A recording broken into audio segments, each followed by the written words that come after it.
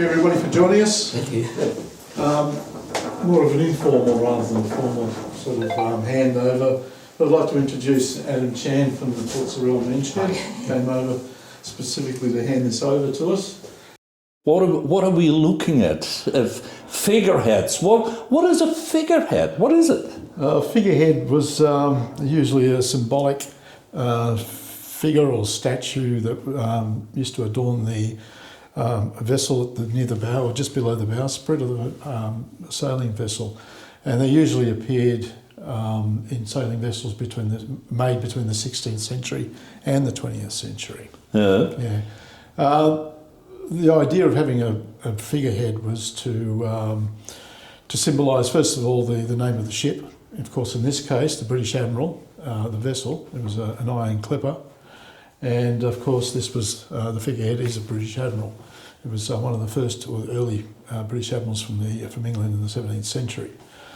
The other thing was it was to protect the crew, and predominantly it was there for a symbolic gesture as to a safe passage of the vessel.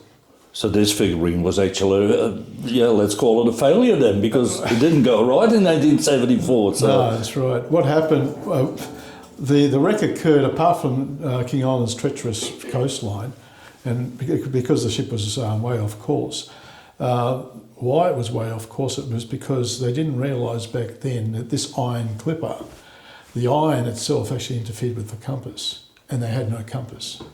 So they can only go by the stars and the astrological way of navigating. And similar to what happened to the Kataraki, really. They were way off course, bad weather, and of course the British Admiral met the same fate as the Kataraki on our shores down south. Now, what happened? 1874. By the end of the day, this is a replica. By the end of the day, the original ended up in Adelaide. How did it end up there? Well, what happened apparently when the ship broke up in the aftermath of the disaster, the figurehead floated out to sea, floated northward with the currents from the south, and there was a passing ship heading for Adelaide from Sydney, and the vessel collected the figurehead and dropped it off at the Adelaide wharf. It remained in the wharf shed for many years until I believe the government department at the time, or the organisation that owned the shed, decided to auction everything, including that, which was housed in the shed. And it was purchased by a fellow called George Thompson. Now, George Thompson was just an everyday sort of fellow who earned a living as a chimney sweep in Adelaide, Port Adelaide.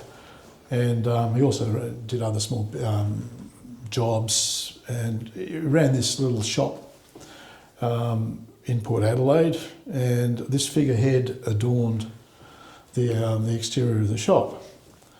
The maritime people in Adelaide caught wind of this figurehead, and this is in the late 1800s, and they've asked for they asked George Thompson if he was interested in donating it to their collection.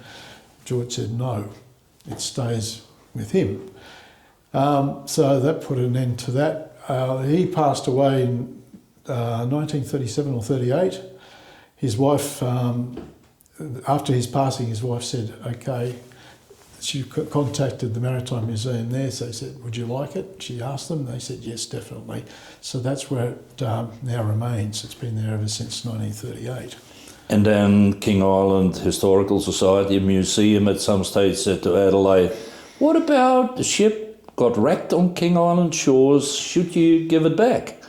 No, we know we couldn't do that. So what we did 2 years ago, in 2024, we took part in the island's commemoration for the British Admiral wreck, 150th commemoration. And Matt Archer, who was our Vice President at the time, suggested, how about we get a replica of the British Admiral figurehead that we've seen. Matt and I actually had seen over in Port Adelaide. And committee was more than happy to say, yes, let's get it done. So we approached, Matt Archer actually approached Adam Chan, whom he knew in the men's shed, and a year and a half after this is 2026 now, of course, and this is the end result. How important is this piece for the museum? Oh, very important. This is our only figurehead we have, and we know of one other, but we believe that's still underwater, so off the coast, the west coast of King Island. But we're very, very proud to have something like this in our collection, but because a lot of people don't really know what a figurehead is. We've got so much here in the museum, the collection by way maritime stuff. Even the bowsprit of the Netherby that washed up off the Netherby Cove. Sorry, only a couple of months before the actual commemoration 150th, and we have it on full display in the just outside the Netherby room. What's the next figurehead we would love to get? Well, if there was one from the Brahmin, if they do find it, something like that would be a fantastic addition to our collection. That's for sure. We keep hoping. We keep hoping, that's right. Adam. Yes. Tell us a little bit about yourself for those of King Island who don't know you. Okay. I live at East Devonport in Tasmania, and I recently moved over about 6 years ago from the mainland, and I joined the men's shed probably about 4 years ago, and that's when I sort of discovered that, this sculpturing technique thing. So, yeah. Who, because we're looking at the British Admiral figurehead, how did you come up and make a replica? Well, as Luke mentioned earlier, Matthew Archer, who was our mutual friend at Kinetic Bus Company, he heard about that I did some sculpturing, so I showed him some of the pieces that I did, and he got in contact with Luke, and it just came from there. And what your experience with sculpturing? You're a well-known artist, been doing this forever, and no, definitely not. Definitely not. No, I discovered this 4 years ago when I joined Menchett at Port Sorrel, and so they had a tool set of sculpturing sets, and so I started on I think it was a Macacapra wood, and Tony Kitson then saw me what I was doing, so he gave me a piece of human pine, and that piece I showed you on the Egyptian lady, and that was my first piece. So from that. So did you, because the original is in Adelaide, did you have to go to Adelaide to look at it before you could start on this, or did you work from photos, or? Luke was very kind to provide me 4 photos, and I worked from the photos to that. Yeah. Yeah. But isn't that difficult? Because I guess on a photo you can't really see what is three-dimensional, what shape, how big is it, what else? Did you have any other tools that you could work from, or ideas? They were just 6 normal chisel tool sizes, along with a very old set that was given to me by a very old retired colleague, and so we just sharpened those old tools, and just from those little tools I did it on that. Yeah. So, do you know how many shipwrecks we had on King Island?